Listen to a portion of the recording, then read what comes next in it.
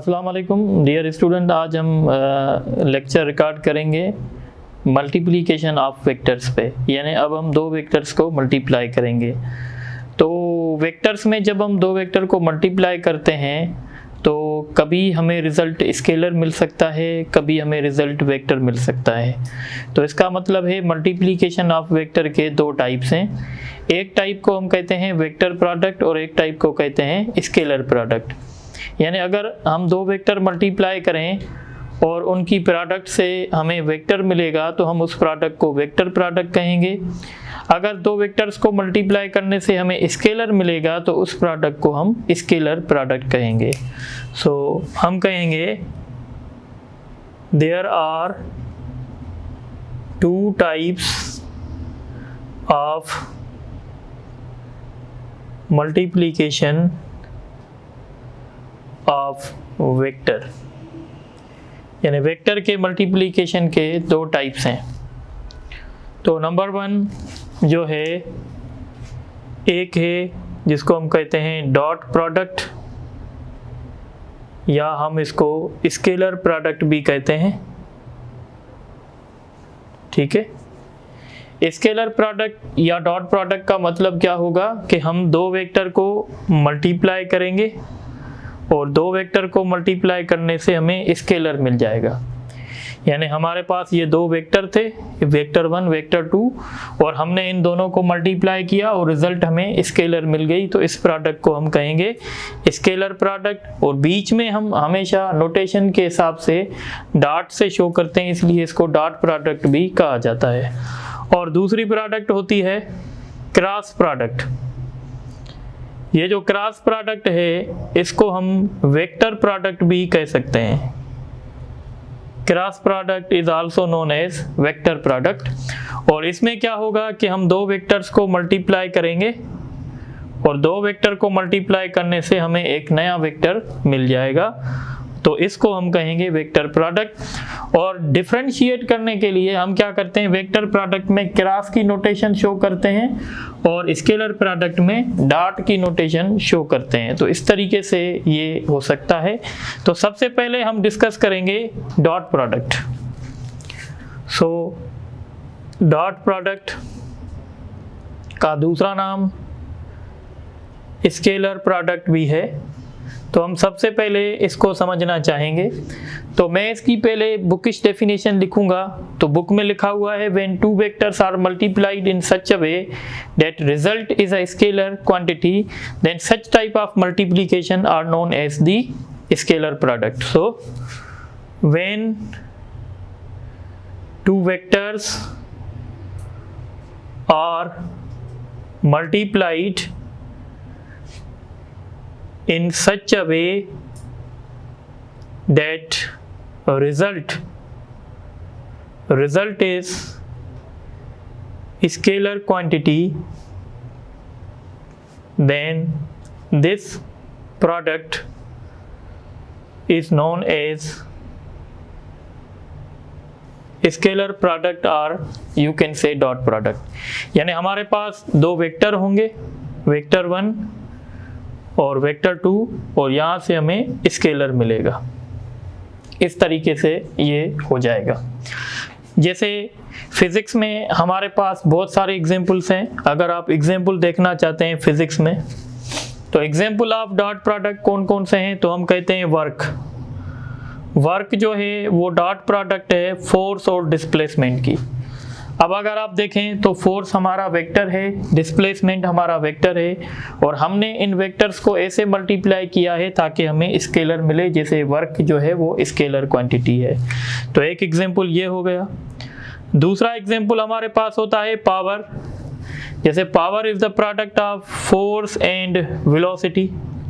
तो फोर्स और वेलोसिटी की जो प्रोडक्ट होती है हम इसको पावर कहते हैं, और पावर भी एक किस्म की स्केलर क्वांटिटी है। इस तरीके से तीसरा जो इसका एग्जांपल है वो आपने इंटर में पढ़ा होगा, इलेक्ट्रिक फ्लक्स। तो electric flux is the dot product of electric field and vector area. तो ये इलेक्ट्रिक फील्ड भी वेक्टर है और नॉर्मल एरिया या वेक्टर एरिया भी वेक्टर है।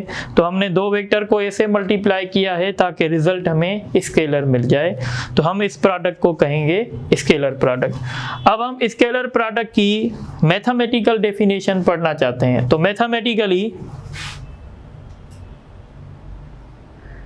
मैथमेटिकली हम क्या कहते हैं, सपोज करें हमारे पास दो वेक्टर्स हैं, एक वेक्टर A है, एक वेक्टर B है, और इन दो वेक्टर्स के बीच में सपोज करें ये वेक्टर A है और ये हमारा वेक्टर B है, इनके बीच में एंगल थीटा है। तो मैथमेटिक्स में हम डॉट प्रोडक्ट को कैसे डिफाइन करेंगे, तो हम कहेंगे मैथमेटिक्स में जो डॉट प्रोडक्ट होती है वो बराबर होती है product of magnitude of vectors and cosine of angle between the vectors.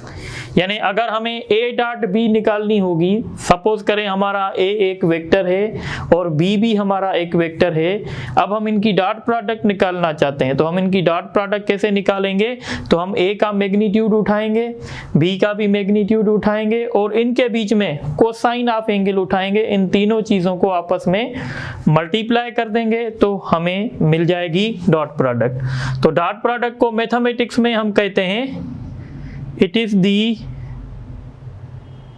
product of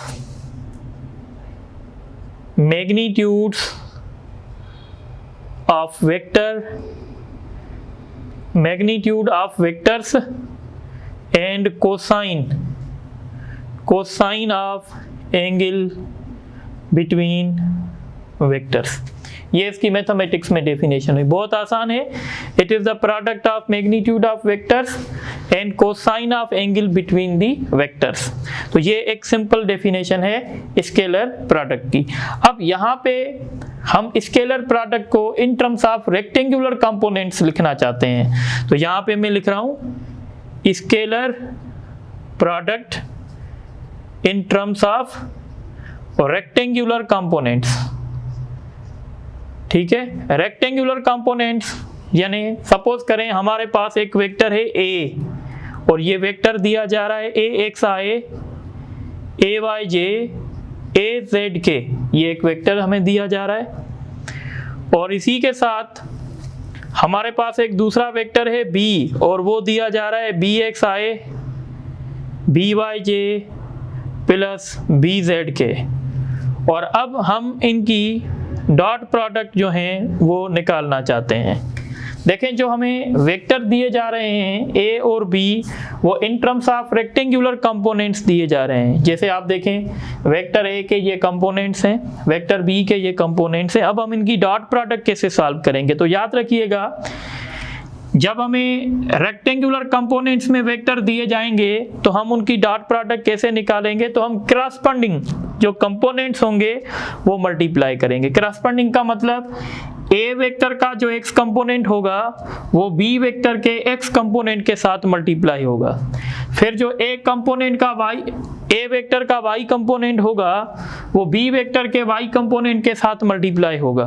फिर एक A का जो Z कंपोनेंट होगा वो B के Z के साथ मल्टीप्लाई होगा। फिर हम इन तीनों मल्टीप्लिकेशन को आपस में ऐड कर देंगे, यानी हम ऐसे लिखेंगे AX BX और बीच में प्लस की साइन, फिर AY BY फिर प्लस की साइन, और फिर AZ डॉट BZ और प्लस की साइन। तो ये हो गया डॉट प्रोडक्ट। आप एक यानी अब हम अगर इसको वर्ड्स में लिखें तो हम ऐसे कह सकते हैं it is the sum of ये पूरा क्या है, सम है। किसका sum, it is the sum of product of corresponding components of vectors. Corresponding components का मतलब है इसका भी x कंपोनेंट, इसका भी x कंपोनेंट, इसका y कंपोनेंट के साथ मल्टीप्लाई होगा, z कंपोनेंट के साथ मल्टीप्लाई होगा। फिर हम इनको ऐड कर देंगे। सपोज करते हैं फॉर एग्जांपल आपको कह रहे हैं कि भाई a वेक्टर ये है 2i + 3j + 5k और इसी तरीके से आपको दे रहे हैं ये बी वेक्टर है i minus 2j plus 3k, और आपसे पूछा जा रहा है भाई a डॉट बी फाइंड करें। बहुत आसान है, आप क्या करेंगे, यहाँ से x कंपोनेंट क्या है 2, यहाँ से x कंपोनेंट 1, बीच में प्लस की साइन देंगे, यहाँ से y कंपोनेंट 3 है, यहाँ से y कंपोनेंट माइनस 2 है, फिर बीच में प्लस की साइन, यहाँ से z कंपोनेंट 5 है, यहाँ से 3 है, आप इनको मल्टीप्लाई कर देंगे भाई, ये 2 हो जाएगा, 2 3 6 पर माइनस का 6 होगा, ये 15 हो जाएगा। तो अगर आप इनको सम करेंगे 15 प्लस 2 कितना हो जाएगा 17, 17 में से 6 माइनस करेंगे तो 11 आएगा। तो ये a डॉट बी हमने जो है वो फाइंड कर लिया है। अब आप इसको नोट करें तो फिर हम आगे डिस्कस करते हैं।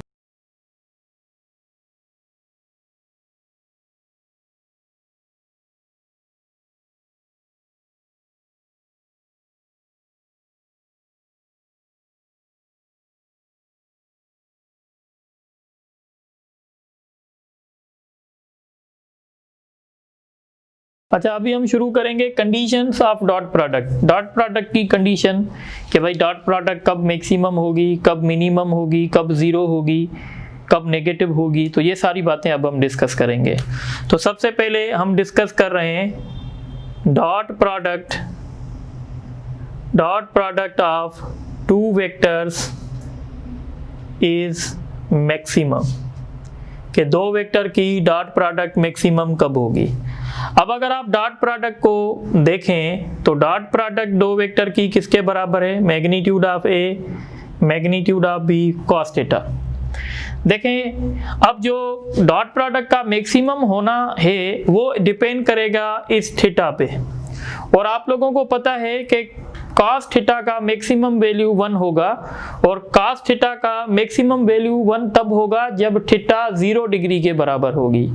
इसका मतलब है कि जब थीटा 0 डिग्री के बराबर होगी, यानी हमारे वेक्टर्स क्या होंगे, a and b are parallel. Basic lectures में मैंने बताया है कि जब दो वेक्टर्स पैरेलल होंगे तो उनके बीच में एंगल 0 डिग्री होगी, यानी जब a वेक्टर और b वेक्टर पैरेलल होंगे तो जो हमारी डॉट प्रोडक्ट होगी वो मैक्सिमम होगी, और मैक्सिमम डॉट प्रोडक्ट का फार्मूला हमेशा होगा magnitude of a magnitude of b। ये मैक्सिमम डॉट प्रोडक्ट है, क्योंकि हमने जब एंगल 0 रखेंगे तो cos 0 का वैल्यू 1 आ जाएगा, और तो ये हो जाएगा। और ये क्वेश्चन आपके पेपर में भी आ चुका है कि if a dot b is equal to a magnitude b magnitude then vector a and b are, तो ये वेक्टर आपस में क्या होंगे, पैरेलल होंगे। बात समझ में आ रही है। इसी तरीके से अब हम डिस्कस करेंगे dot product of two vectors is, ठीक है, पॉजिटिव। देखें, डॉट प्रोडक्ट दो वेक्टर्स की पॉजिटिव कब होगी, तो हम कहते हैं जैसे कि भाई ये फर्स्ट क्वाड्रेंट है, यहाँ पे एंगल 0 से 90 तक, तो जब आपकी एंगल 0 और 90 के बीच में होगी तो आपकी डॉट प्रोडक्ट हमेशा पॉजिटिव होगी। तो इसलिए हम कहेंगे कि जो हमारी थीटा है वो 0 और 90 के बीच में होनी चाहिए, यानी theta must be greater than 0 and less than 90। ठीक है, अगर दो वेक्टर के बीच में एंगल 70 डिग्री है तो हम कहेंगे इनकी डॉट प्रोडक्ट जो होगी वो जो है पॉजिटिव आएगी, पर अगर दो वेक्टर के बीच में एंगल 135 है तो हम कहेंगे इनकी डॉट प्रोडक्ट जो है वो नेगेटिव आएगी। इसी तरीके से condition number 3, dot product of two vectors is negative. दो वेक्टर की डॉट प्रोडक्ट नेगेटिव कब होगी, तो हम कहेंगे कि जब हमारी एंगल 90 से ग्रेटर होगी और 270 से कम होगी, 90 से ग्रेटर, 270 से कम, तो हमारी जो डॉट प्रोडक्ट है दो वेक्टर्स की वो नेगेटिव होगी, क्योंकि cos का वैल्यू नेगेटिव तब होगा जब वो सेकंड क्वाड्रेंट में हो या थर्ड क्वाड्रेंट में हो। तो इसीलिए हम कहेंगे जब हमारी एंगल 90 से ग्रेटर है और 270 से कम है तो इसके बीच में कोई भी एंगल होगी वहां पे डॉट प्रोडक्ट हमारी नेगेटिव होगी। पर इसमें कंडीशन याद रखिएगा।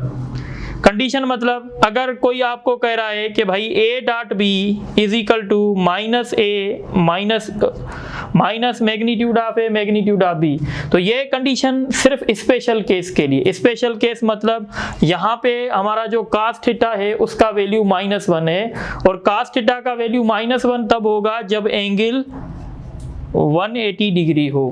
जब एंगल 180 डिग्री होगी तो हम वेक्टर को कहेंगे एंटी पैरेलल, यानी वेक्टर्स आर एंटी पैरेलल। तो जब हमारे वेक्टर्स एंटी पैरेलल होंगे उनकी डॉट प्रोडक्ट जो होगी वो -a मैग्नीट्यूड और b मैग्नीट्यूड होगी। इस तरीके से हम इसको कह सकते हैं। यानी आप थोड़ी सी बात ये याद रखें कि जब दो वेक्टर के डायरेक्शन अपोजिट होंगे उनकी डॉट प्रोडक्ट नेगेटिव आएगी। जब दो वेक्टर के डायरेक्शन सेम होंगे उनकी डॉट प्रोडक्ट जो है वो हमेशा पॉजिटिव आएगी। बात मेरी समझ में आ रही है? ये हम आगे जाके भी डिस्कस करेंगे जब हम चैप्टर नंबर 6 पढ़ेंगे, 7 पढ़ेंगे, तो वहां पे हम डिस्कस करते हैं work done by the gravitational force and work done against the gravitational force. जैसे देखें, अगर ये मार्कर है, अगर इस मार्कर को मैं ऊपर ले जाऊंगा तो work done by gravitational force जो होगा वो नेगेटिव होगा, क्योंकि ग्रेविटेशनल फोर्स का जो डायरेक्शन है वो डाउनवर्ड है और डिस्प्लेसमेंट जो है वो ऊपर आ रहा है। तो लिहाजा जब कोई बॉडी वर्टिकली अपवर्ड मूव करेगी तो work done by gravitational force जो होगा वो नेगेटिव होगा। रीजन क्या है? रीजन ये है कि नीचे ग्रेविटेशनल फोर्स होता है और ऊपर डिस्प्लेसमेंट आ रहा है, तो ग्रेविटेशनल फोर्स और डिस्प्लेसमेंट के बीच में एंगल 180 डिग्री हो गई। इस केस में जो हमारा वर्क होगा वो नेगेटिव होगा। पर जब कोई बॉडी वर्टिकली डाउनवर्ड मूव करेगी, इस केस में जो ग्रेविटेशनल फोर्स वर्क करेगा वो पॉजिटिव करेगा। क्यों? देखें, ये डायरेक्शन किसका है? ग्रेविटेशनल फोर्स का, और यही डायरेक्शन किसका है? डिस्प्लेसमेंट का। दोनों का डायरेक्शन अब सेम हो गया। जब दोनों का डायरेक्शन सेम होगा तो इस केस में हम कहेंगे कि वर्क डन हमारा जो है वो पॉजिटिव होगा। ठीक है, तो ये 3 कंडीशंस आप यहां देखें। और 4th कंडीशन जो सबसे इंपॉर्टेंट है, dot product of 2 vectors is 0। Dot product 2 vector की 0 कब हो सकती है? तो देखें, डॉट प्रोडक्ट का जो फार्मूला है वो a dot b is equal to magnitude of a magnitude of b cos theta. अब प्रोडक्ट में हम ये उसूल पढ़ते हैं कि अगर इन तीनों में से कोई एक वैल्यू भी 0 होगा तो हमारा पूरा रिजल्ट 0 आएगा। यानी यहाँ पे 3 पॉसिबिलिटीज हैं। एक पॉसिबिलिटी क्या है कि आपका a जो है नल वेक्टर हो सकता है, यानी a इज नल वेक्टर। ये ऑप्शन नहीं है, मैं इसको ऐसे लिखता हूं, a आपका नल वेक्टर हो सकता है। दूसरी कंडीशन ये है b is null vector, b भी आपका नल वेक्टर हो सकता है। तीसरी कंडीशन ये है, सपोज करें अगर मैं कहता हूं a जो है वो नॉन जीरो वेक्टर है, b भी जो है नॉन जीरो, मतलब ये नल वेक्टर नहीं है, फिर भी उनकी डॉट प्रोडक्ट 0 है, तो इसका मतलब होगा कि ये cos थीटा का वैल्यू 0 आ चुका है। और cos थीटा का वैल्यू 0 किस एंगल पे होता है? 90 डिग्री पे। तो हम कहेंगे या तो इनके बीच में एंगल जो है वो 90 डिग्री है। यानी हम कहेंगे कि vector a is normal. Normal means perpendicular, means हम कहेंगे कि a जो है वो नॉर्मल है b के साथ, या हम कहेंगे a जो है वो b के साथ क्या है? परपेंडिकुलर है। तो 2 परपेंडिकुलर वेक्टर्स की डॉट प्रोडक्ट हमेशा 0 आएगी और 2 पैरेलल वेक्टर्स की डॉट प्रोडक्ट हमेशा मैक्सिमम आएगी। इसी बात को समझते हुए हम एक बात और डिस्कस करेंगे, इसको कहते हैं self scalar product. What is self scalar product?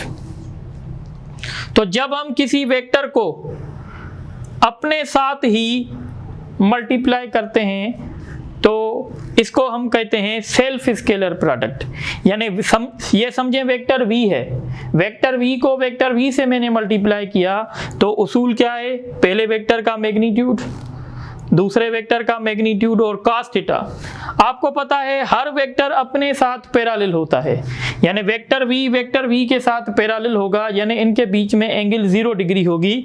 तो फाइनली जो v डॉट v होगा वो v स्क्वायर के बराबर होगा।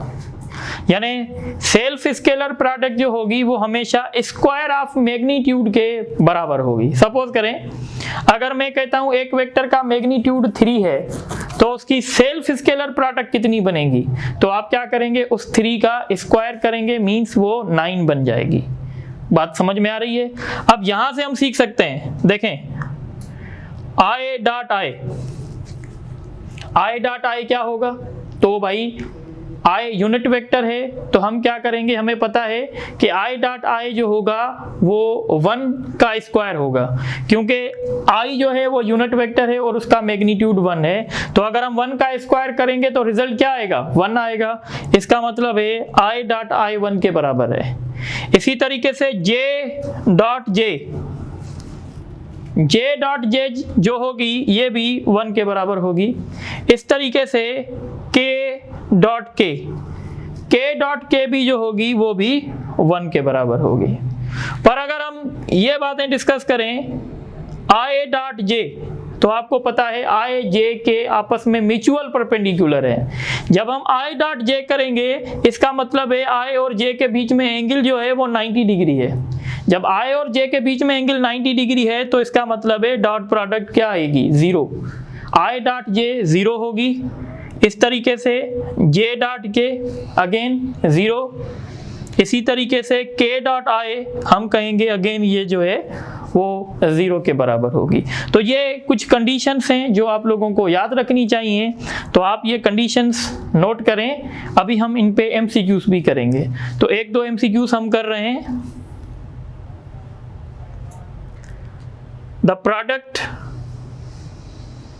The product of magnitude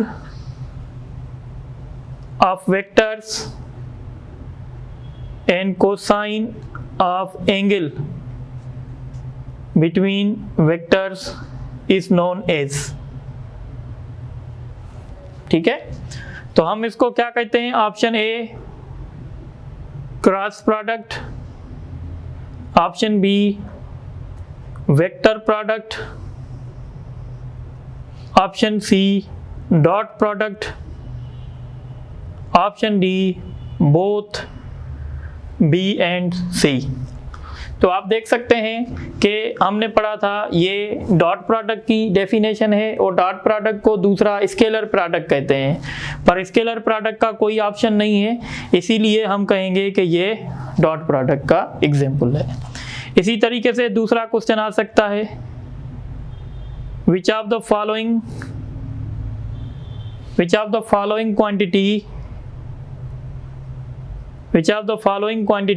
is scalar product, which of the following quantity is the example of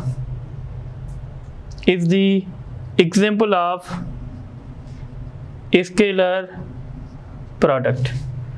Option number 1 work, option number 2 momentum, option number 3 electric flux, option number 4 force, या option number 4 को हम कहते हैं force, ठीक है, force ही सही है। तो इसमें से ऑप्शन बनेंगे 1 ओनली, 2 ओनली, 1 and 3, 1, 2 and 3। तो थोड़ी देर पहले मैंने आप लोगों को बताया था कि भाई वर्क जो है वो डॉट प्रोडक्ट का एग्जांपल है, फोर्स और डिस्प्लेसमेंट का। मोमेंटम ना वेक्टर प्रोडक्ट है ना डॉट प्रोडक्ट है, क्योंकि momentum simply multiplication of a scalar with the vector है, तो हम इसको ना डॉट प्रोडक्ट में काउंट करेंगे ना हम इसको क्रॉस प्रोडक्ट में काउंट करेंगे। इलेक्ट्रिक फ्लक्स डॉट प्रोडक्ट है इलेक्ट्रिक फील्ड की और वेक्टर एरिया की, तो हम कहेंगे हमारा ऑप्शन नंबर 1 और ऑप्शन नंबर 3 जो है वो ठीक है। इसी तरीके से फोर्स भी multiplication of scalar with vector है, तो हम इसको भी कंसीडर नहीं करेंगे, यानी 1 और 3 होगा। ठीक है, अब एक और एग्जांपल देखते हैं। ठीक है, the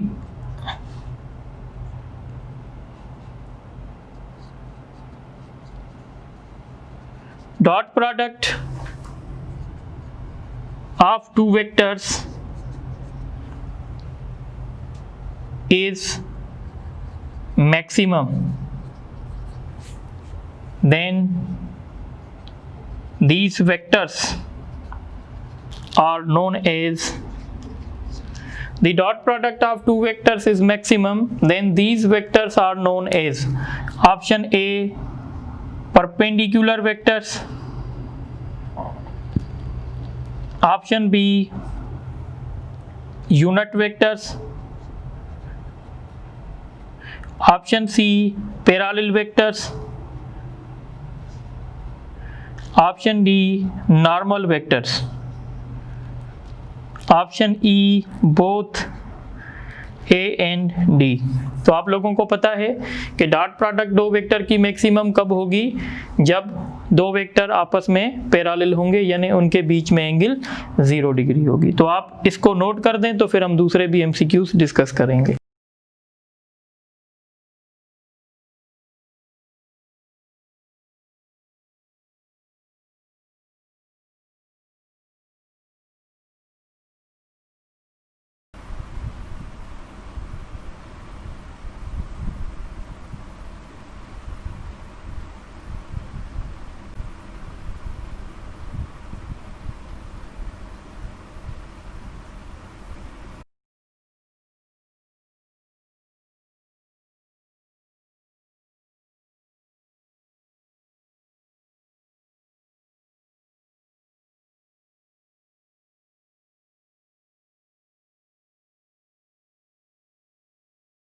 अच्छा, अब हम कुछ एमसीक्यूज डिस्कस करते हैं डॉट प्रोडक्ट पे।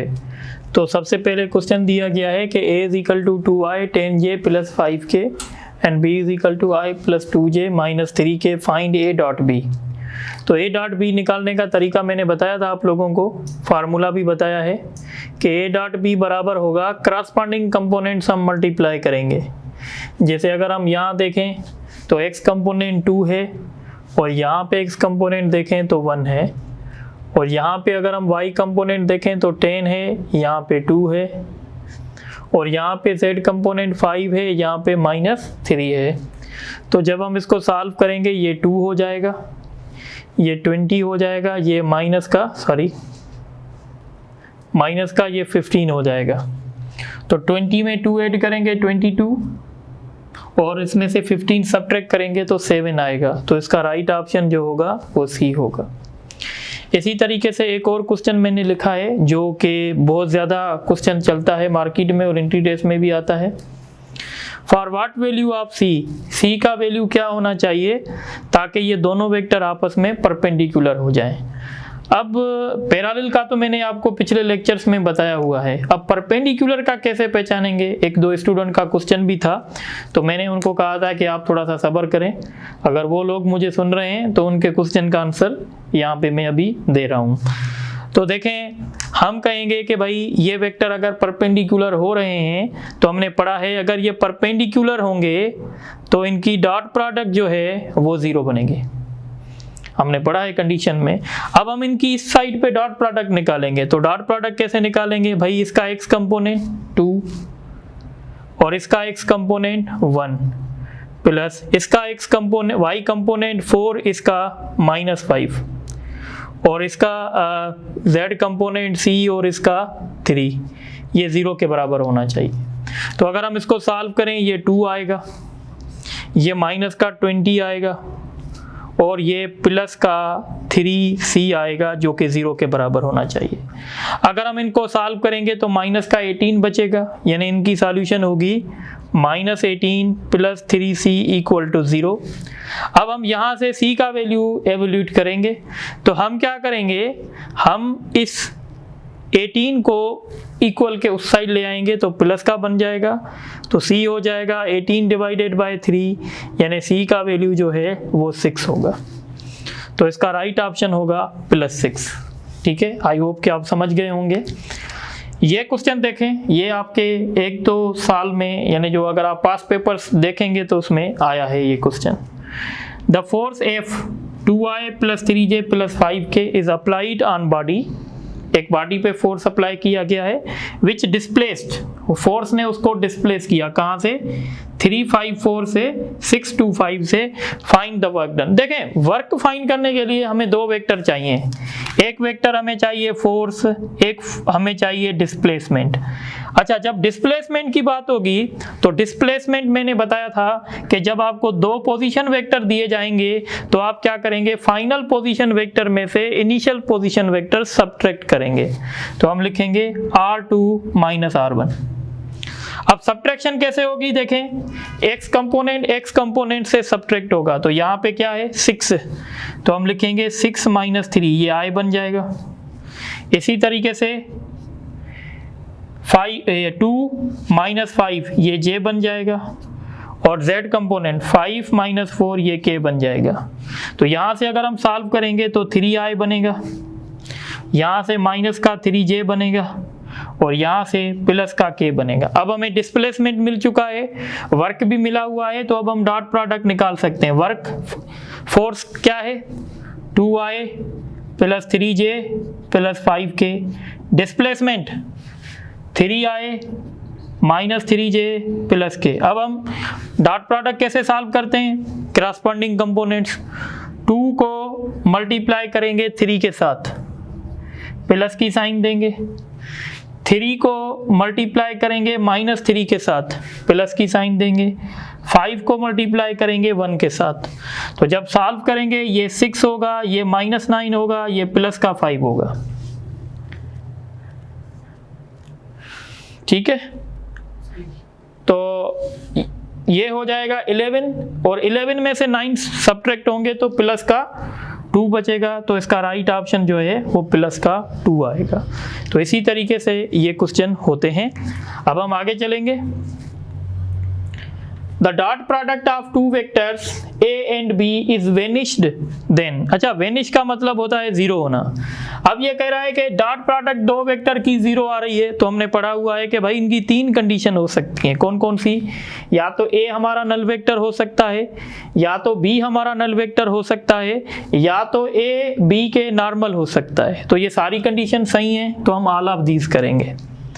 इसी के बाद A.A, यानी ये सेल्फ स्केलर प्रोडक्ट की बात हो रही है। तो हमने पढ़ा है कि भाई सेल्फ स्केलर प्रोडक्ट हमेशा किसके बराबर होती है, तो हम कहते हैं जो भी वेक्टर होगा जिसकी हम सेल्फ स्केलर प्रोडक्ट निकालेंगे उसके मैग्नीट्यूड का स्क्वायर कर देंगे।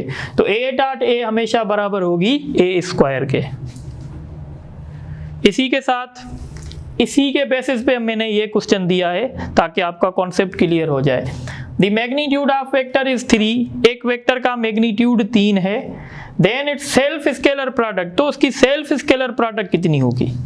तो अभी हमने पढ़ा है कि सेल्फ स्केलर प्रोडक्ट हमेशा मैग्नीट्यूड के स्क्वायर के बराबर होगी।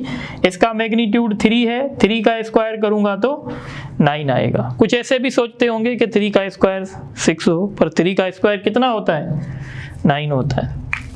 इसी तरीके से ये क्वेश्चन बहुत कॉन्सेप्चुअल है, पहले कंडीशन समझनी पड़ेगी। अगर आपने एडिशन अच्छे तरीके से समझ लिया है तो ये क्वेश्चन आपके लिए बिल्कुल कोई भी इशू नहीं करेगा। देखें, C is equal to A + B, इसका मतलब है कि C is the resultant, C is the resultant of A and B, यानी 2 वेक्टर को हम ऐड करें उसका रिजल्टेंट C है। और आगे लिखा गया है कि A का मैग्नीट्यूड 8 है, B का मैग्नीट्यूड 6 है और C का मैग्नीट्यूड 10 है। अब आप बताएं A.B किसके बराबर होगी। तो देखें, डॉट प्रोडक्ट निकालने के लिए हमें A का मैग्नीट्यूड चाहिए, B का मैग्नीट्यूड चाहिए और cos थीटा चाहिए। थीटा इन्होंने नहीं दिया, थीटा इन्होंने नहीं दिया, इनके लिए ये कंडीशन इन्होंने दे दी है।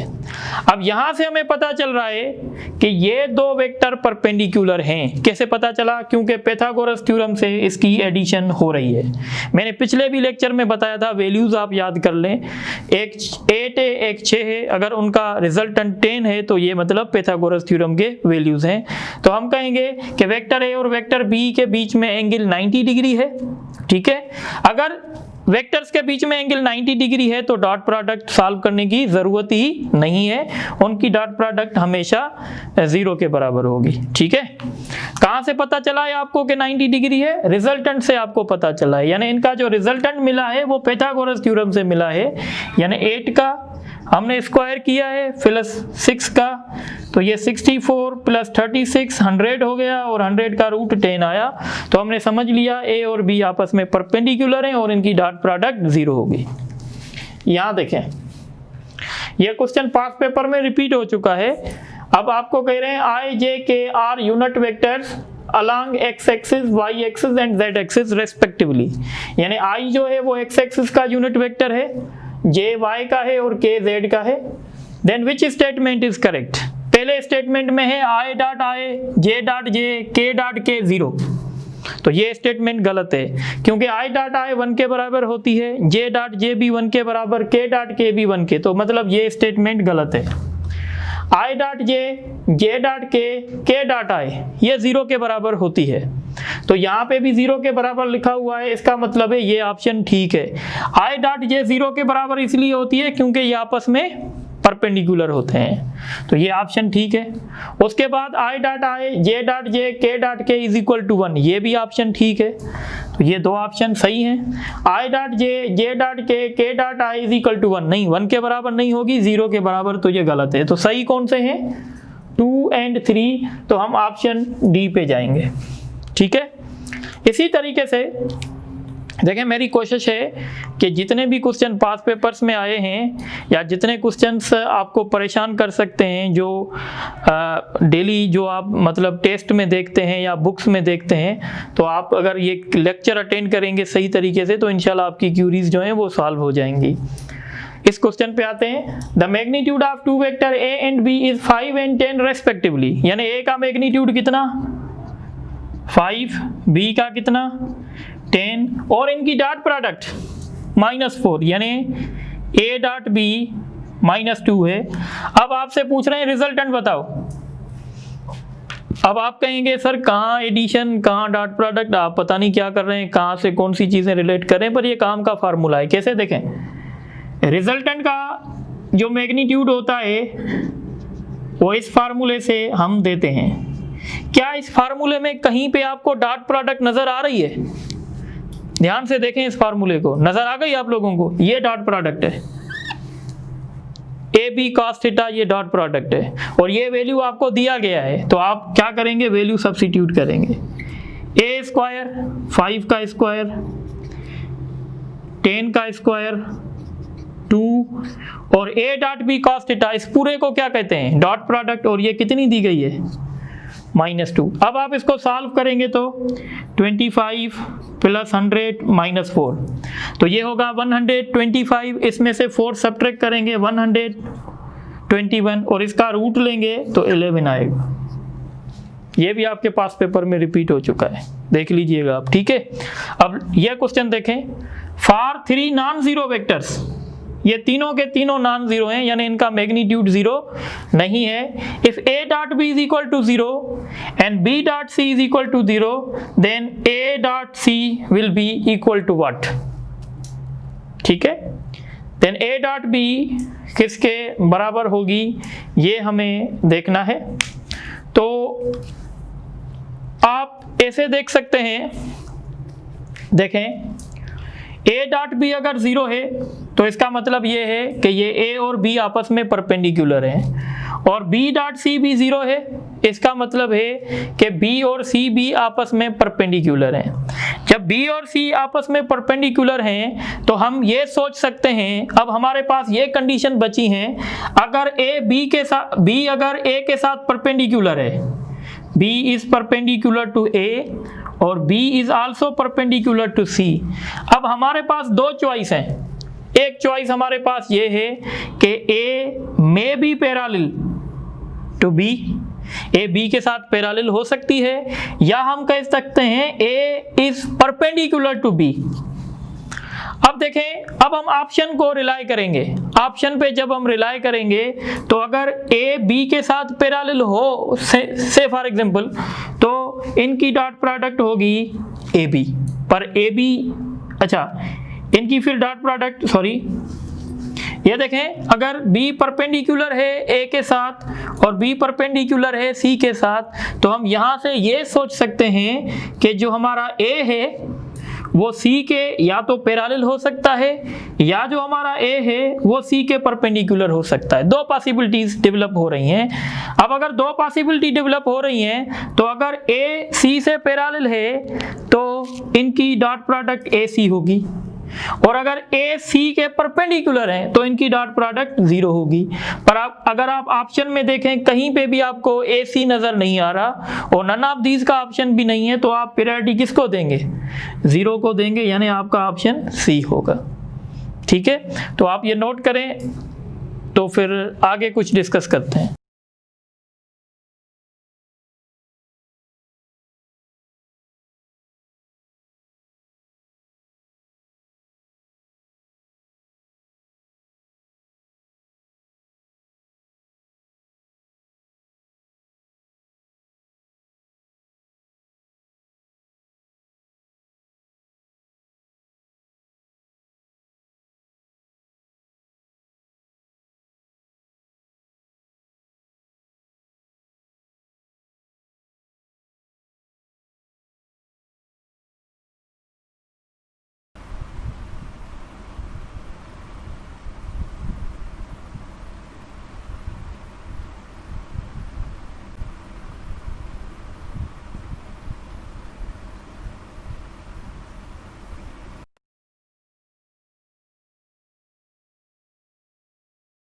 अच्छा, अब हम डॉट प्रोडक्ट की कुछ एप्लीकेशन डिस्कस करेंगे। और जब हम डॉट प्रोडक्ट डिस्कस करते हैं तो बहुत ही इंपॉर्टेंट टॉपिक होता है हमारा projection of vector one on the direction of other vector. देखें, प्रोजेक्शन का सिंपल मतलब होता है, जैसे अगर आप यहाँ देखें तो ये आपका वेक्टर B है और ये आपका वेक्टर A है। ये वेक्टर B जो है वो इंक्लाइंड है थीटा डिग्री पे A के हिसाब से। अब अगर हम इस B को रिजॉल्व करेंगे, B के अगर हम दो कंपोनेंट्स बनाएंगे तो B के दो कंपोनेंट ऐसे बनेंगे। एक कंपोनेंट B का ये बनेगा और दूसरा कंपोनेंट B का ये बनेगा। ये जो B का कंपोनेंट बनेगा वो A के डायरेक्शन में होगा, और ये जो B का कंपोनेंट बनेगा वो A के परपेंडिकुलर डायरेक्शन में होगा। यानी ये जो B का कंपोनेंट होगा वो A के साथ परपेंडिकुलर होगा, और ये जो B का कंपोनेंट होगा वो A के डायरेक्शन में होगा। कंपोनेंट ऑफ B है जो A के डायरेक्शन में है। तो सिंपली प्रोजेक्शन का मतलब क्या है? Projection of vector B on the direction of A का मतलब है कि B का वो कंपोनेंट जो A के डायरेक्शन में हो, जो A के साथ हो। यानी ये वाला जो कंपोनेंट है B का जो A के डायरेक्शन में है, इसको हम कहेंगे projection of vector B on the direction of vector A। अब आपने ये बात सुनी होगी, देखें मैंने आपको वेक्टर्स में बताया था कि भाई जब हम वेक्टर को रिजॉल्व करते हैं तो अब देखें, अब थोड़ी देर के लिए आप समझें कि ये एक्स एक्सिस है और ये आपका वेक्टर है कोई B। तो इस वेक्टर के दो कंपोनेंट होंगे, एक एक्स एक्सिस के पैरेलल होगा, एक एक एक्स एक्सिस के परपेंडिकुलर होगा। तो ये वाला जो कंपोनेंट बन रहा था वेक्टर B का, इसको आपने कहा था Bx।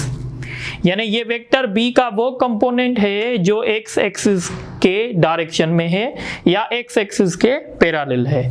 तो आपने इसको कहा था Bx और आपने इस कंपोनेंट को निकाला था B cos थीटा से, अगर आप लोगों को याद है। इसी तरीके से हम अगर B का अगर हम वो कंपोनेंट निकालना चाहते हैं जो A के पैरेलल हो, जो A के डायरेक्शन में हो, जिसको हम technically projection of vector B on the direction of A कह रहे हैं, तो इसको हम लिखेंगे BA। जैसे हम यहाँ पे लिख रहे थे Bx, अब यहाँ पे समझिए एक्स एक्सिस नहीं है, यहाँ पे ए एक्सिस है, तो हम इसको पहले लिख रहे थे बी एक्स, अब हम इसको लिखेंगे बी ए। तो बी ए का मतलब होगा projection of vector B on the direction of A, और हम इसको कैसे लिखेंगे, बी कॉस थीटा। अब ये थीटा क्या है, थीटा वो एंगल है जो वेक्टर बी बना रहा है वेक्टर ए के साथ। जैसे यहाँ पे थीटा वो एंगल है जो वेक्टर एक्स एक्सिस के साथ बना रहा था। तो टेक्निकली बी कॉस थीटा को हम कहेंगे projection of vector B on the direction of vector A, where theta is the angle between A and B. अब थोड़ी देर के लिए आप डॉट प्रोडक्ट को याद रखें, या डॉट प्रोडक्ट को हम थोड़ी देर के बाद देख लेंगे।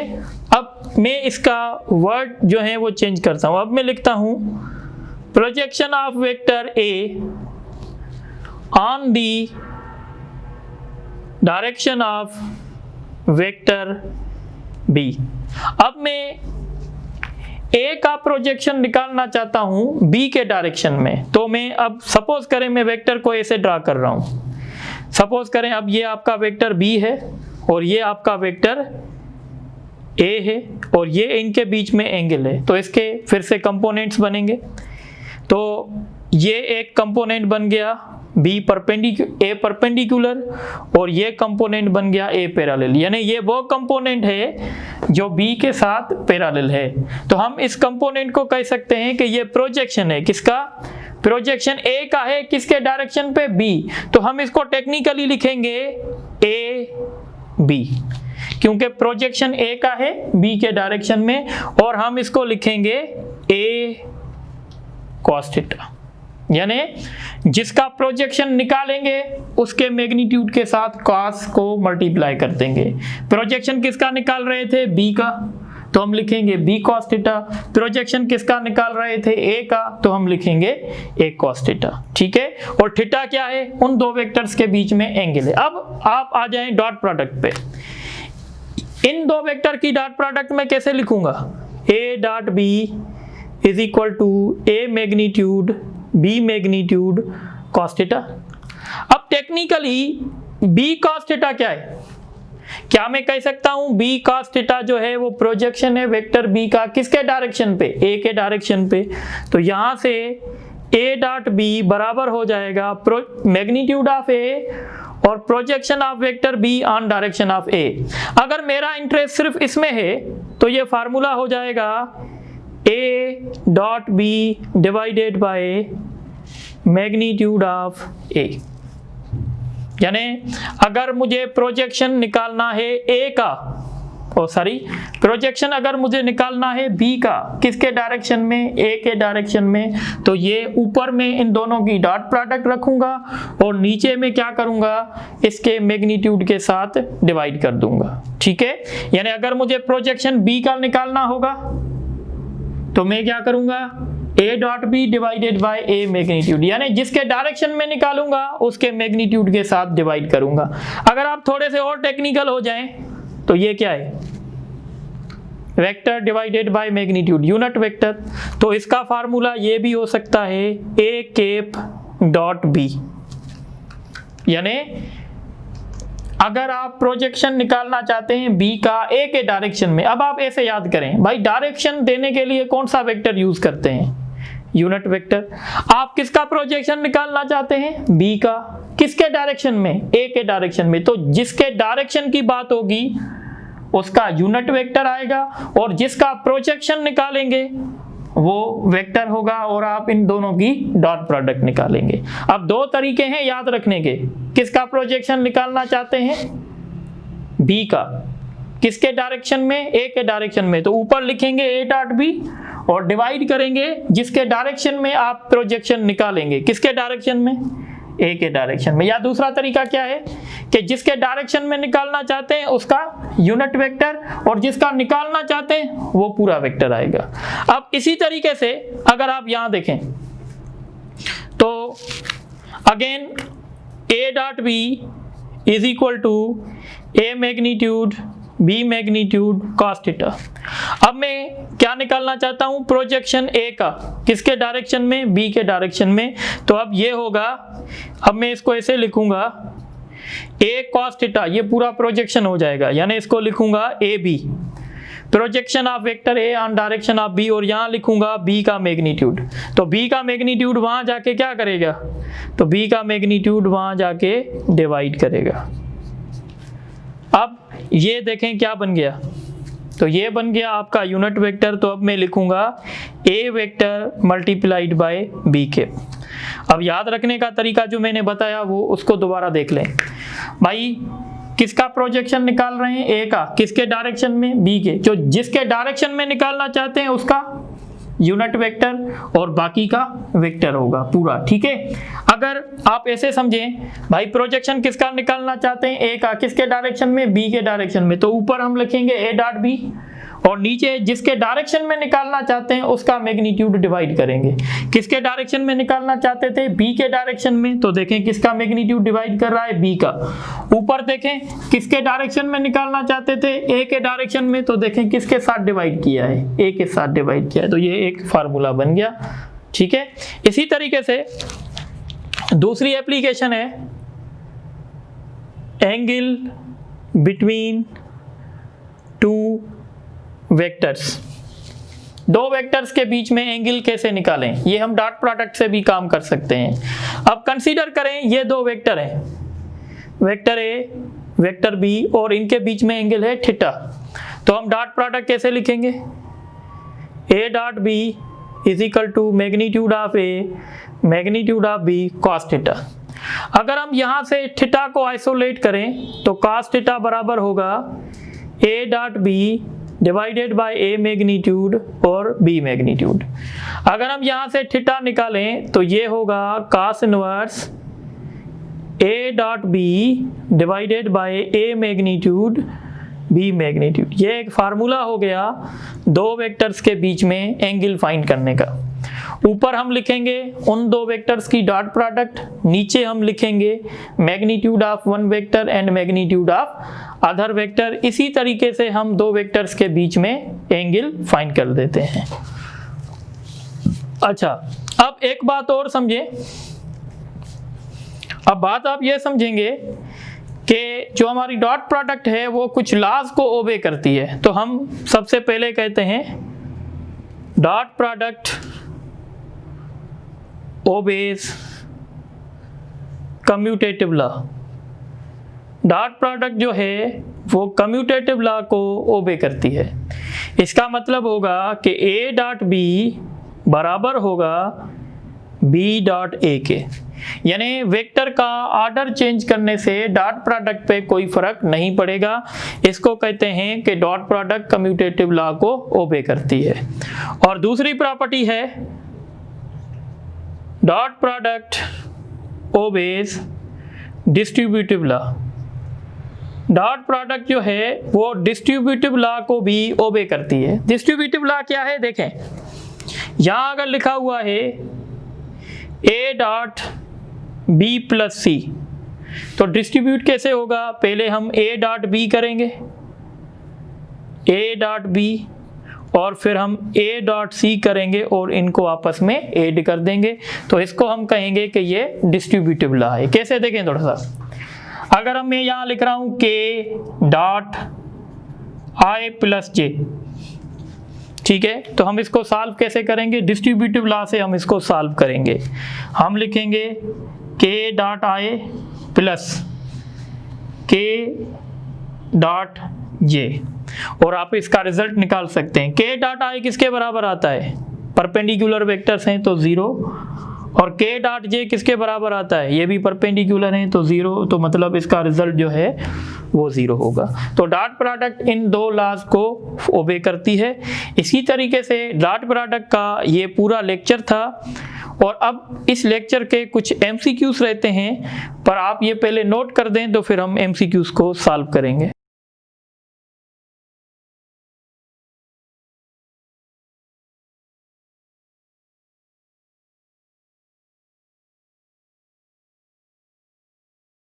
अच्छा, अब हम इस क्वेश्चन को सॉल्व करना चाहते हैं तो इस पे हम सबसे पहले डिस्ट्रीब्यूटिव लॉ अप्लाई करेंगे।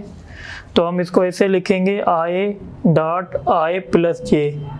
तो डिस्ट्रीब्यूटिव लॉ के मुताबिक I डॉट I होगा, फिर I डॉट जे होगा। अब आप जानते हैं I डॉट I 1 के बराबर होता है और I डॉट जे 0 के बराबर होता है। इसका मतलब है इसका रिजल्ट 1 होगा। इसी तरीके से दूसरा क्वेश्चन है find the angle between I plus J and J plus के। अब सपोज करें ये वेक्टर A है, ये वेक्टर B है और आपको इनके बीच में एंगल चाहिए। तो आप एंगल कैसे फाइंड करेंगे?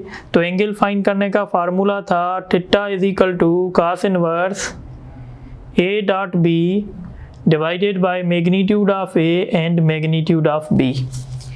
अब ये तीनों पैरामीटर आपके पास नहीं है तो मतलब आपको खुद फाइंड करना पड़ेगा। सबसे पहले A डॉट B फाइंड करें, I डॉट J और डॉट J प्लस K। तो जब डॉट प्रोडक्ट करेंगे तो अब देखें यहाँ पे x कंपोनेंट है 1 और इस वेक्टर में x कंपोनेंट नहीं है तो उसकी जगह रखेंगे 0 प्लस यहाँ पे y कंपोनेंट 1 है, यहाँ पे भी 1 है और यहाँ पे z कंपोनेंट नहीं है तो 0 रखेंगे, यहाँ पे 1 है तो ये 0 होगा, ये भी 0 होगा। तो डॉट प्रोडक्ट कितनी आ गई? 1। और क्या चाहिए हमें? a का मैग्नीट्यूड। a का मैग्नीट्यूड मतलब अब वेक्टर है, हमने इसको a कंसीडर किया हुआ है तो 1 का स्क्वायर और इसमें z है नहीं तो इसका रिजल्ट आएगा √2। इसी तरीके से b का मैग्नीट्यूड, तो b वेक्टर में I नहीं है तो उसकी जगह 0, 1 और 1 तो ये भी आएगा √2। अब ये सारे पैरामीटर्स आपको मिल चुके हैं, अब आप इस फार्मूले में रखेंगे cos inverse A dot B की जगह क्या रखेंगे? 1। A मैग्नीट्यूड की जगह √2। जब 2 मरतबा अंडर में कोई चीज़ आती है तो अंडर खत्म हो जाता है तो 1/2 और cos इनवर्स 1/2। देखें एक स्टूडेंट ने क्वेश्चन किया है मुझसे कि सर आपने वैल्यूज़ तो निकालना बता दिए, आप इनवर्स के वैल्यू भी बताएं। तो मैंने तो वहाँ पे उसको समझाने की कोशिश की है पर फिर भी मैं उसका आंसर यहाँ लेक्चर में दे देता हूँ। देखें इनवर्स का मतलब होता है रिवर्स। देखें अगर मैं आपसे पूछूं cos 60 का वैल्यू क्या है तो आप कहेंगे सर 1/2। अब अगर मैं आपसे ये क्वेश्चन करूं कि वो कौन सी एंगल है cos में जिसका वैल्यू 1/2 होता है तो उसको कहते हैं cos इनवर्स।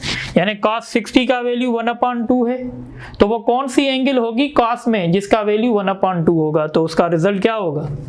60 होगा। तो इसका सही ऑप्शन होगा 60 डिग्री। अच्छा 60 डिग्री नहीं है तो मैंने आपको टेबल बना के बताया था कि 60 को हम π/3 कहते हैं तो इसका ऑप्शन सी होगा। ठीक है, उसके बाद ये क्वेश्चन देखें find the angle between vectors A and B। ये भी उसी तरह सॉल्व करेंगे। तो सबसे पहले हमें चाहिए डॉट प्रोडक्ट। तो डॉट प्रोडक्ट कैसे करेंगे? इसका x कंपोनेंट 2, इसका x कंपोनेंट 1, इसका y कंपोनेंट 1, इसका y कंपोनेंट -4, इसका z कंपोनेंट 2, इसका z कंपोनेंट 1। अगर आप इसको सॉल्व करेंगे 2 - 4 + 2 तो ये 0 आएगा। जब आपकी डॉट प्रोडक्ट 0 आ गई ना, आगे चलने की ज़रूरत ही नहीं है। क्यों भाई? वो इसलिए ज़रूरत नहीं है क्योंकि आपको पता है डॉट प्रोडक्ट 0 किस एंगल पे आती है? 90 डिग्री पे आती है तो आगे सॉल्व करने की ज़रूरत नहीं पड़ेगी हमें। ठीक है, इसी तरीके से एक क्वेश्चन ये भी मैं लिख लेता हूँ। If A dot B is equal to 10 and magnitude of A is 10, magnitude of B is 2, find angle between A and B। अब इसके ऑप्शंस हैं 45, 60 डिग्री, 30 डिग्री, 90 डिग्री। ये बहुत आसान सा क्वेश्चन है, इसमें हर चीज़ आपको दी हुई है। आप डायरेक्ट इस पे फार्मूला अप्लाई कर सकते हैं। cos inverse A dot B divided by magnitude of A magnitude of B. ऊपर आप लिखेंगे डॉट प्रोडक्ट, तो डॉट प्रोडक्ट क्या दी गई है 10 स्क्वायर रूट 3। नीचे लिखेंगे ए का मैग्नीट्यूड कितना दिया गया है 10 और बी का 2। 10 से कैंसिल, और कल मैंने ये ट्रिक बताई थी आपको, इसका रिजल्ट होगा 1 अपान स्क्वायर रूट 2। तो cos इनवर्स 1 अपान स्क्वायर रूट 2 किस एंगल के बराबर है 45 डिग्री के, तो ये इसका ऑप्शन होगा। ठीक है, अब हम आते हैं इन क्वेश्चंस पे। देखें जो हमने प्रोजेक्शन के डिस्कस किए थे, A and B are two vectors and A cap and B cap are their unit vectors. Then the projection of vector A, किसका प्रोजेक्शन A का, किसके डायरेक्शन में B के डायरेक्शन में। तो मैंने कहा था जिसके डायरेक्शन में होगा उसका यूनिट वेक्टर होगा, और जिसका प्रोजेक्शन निकालेंगे वो पूरा वेक्टर होगा। तो प्रोजेक्शन किसका निकाल रहे हैं A का, तो इसका मतलब होगा इसका सही ऑप्शन होगा A vector dot product by unit vector of B, तो इसका राइट ऑप्शन डी होगा। फिर से समझ लें, किसका प्रोजेक्शन निकालना चाहते हैं ए का, किसके डायरेक्शन में बी के डायरेक्शन में, तो जिसका डायरेक्शन होगा उसका यूनिट वेक्टर होगा, और जिसका प्रोजेक्शन निकालेंगे वो वेक्टर आएगा, तो इसका राइट ऑप्शन डी होगा। The magnitude of vector A is 10 unit and making an angle 60 degree with vector B. Find the projection of vector A on direction of B. Projection A का किसके direction में B, तो हम इसको technically A B लिखेंगे, और ये बराबर होगा ए इंटू कॉस थीटा के। थ्योरेटिकल डिस्कशन में बताया था ए का मैग्नीट्यूड 10 कॉस 60, कॉस 60 का वैल्यू क्या होता है 1/2, तो इसका सही रिजल्ट होगा 5। और डॉट प्रोडक्ट का लास्ट क्वेश्चन देखें, ये भी जो पास पेपर में रिपीट होता रहता है। एक वेक्टर x है और एक वेक्टर y है, आपको कहा गया है प्रोजेक्शन निकालो किसका x का, किसके डायरेक्शन में y के डायरेक्शन में, तो इसका मतलब है y का क्या आएगा यूनिट वेक्टर और x पूरा वेक्टर आएगा। अगर हम इसको एक्सपेंड करें तो हम इसको ऐसे लिख सकते हैं magnitude of y। Unit vector को ऐसे लिखते हैं ना भाई, पता कैसे चला कि ये फार्मूला है, जिसके डायरेक्शन में फाइंड करेंगे उसका यूनिट वेक्टर आएगा। अब हमें क्या चाहिए डॉट प्रोडक्ट, तो डॉट प्रोडक्ट हम कैसे सॉल्व करेंगे, यहां देखें x कंपोनेंट क्या है 1 और यहां क्या है 2, और यहां y कंपोनेंट 2, यहां y कंपोनेंट 1, यहां z कंपोनेंट -3, यहां पे -2, तो ये हो जाएगा 2, ये भी हो जाएगा 2, ये माइनस इंटू माइनस प्लस हो जाएगा और 6, यानी ये हो जाएगा 10। डॉट प्रोडक्ट मिल गई। अब मैग्नीट्यूड किसका चाहिए x का, तो सॉरी y का मैग्नीट्यूड कैसे मिलेगा 2 का स्क्वायर 4, 1 का स्क्वायर 1, 2 का स्क्वायर 4, 9 का रूट कितना आएगा 3। क्या हमने दोनों चीज़ें फाइंड कर ली हैं, तो ऊपर हम लिखेंगे डॉट प्रोडक्ट, नीचे लिखेंगे मैग्नीट्यूड, तो इसका राइट ऑप्शन सी होगा। तो इसी तरीके से आज के लेक्चर में, आज का लेक्चर एक जो है वो बहुत लंबा लेक्चर है, हो सकता है हम इसको 2 पार्ट्स में डिवाइड भी कर दें और अपलोड करेंगे बाद में। ठीक है, तो आप इस लेक्चर को अच्छे तरीके से देख लें, फिर इंशाल्लाह नेक्स्ट क्लास में हम जो है क्रॉस प्रोडक्ट आपसे डिस्कस करेंगे, और इस लेक्चर के साथ मैं आपको टेस्ट भी अपलोड कर दूंगा जो टेस्ट प्योरली डॉट प्रोडक्ट पे बेस्ड होगी। Thank you.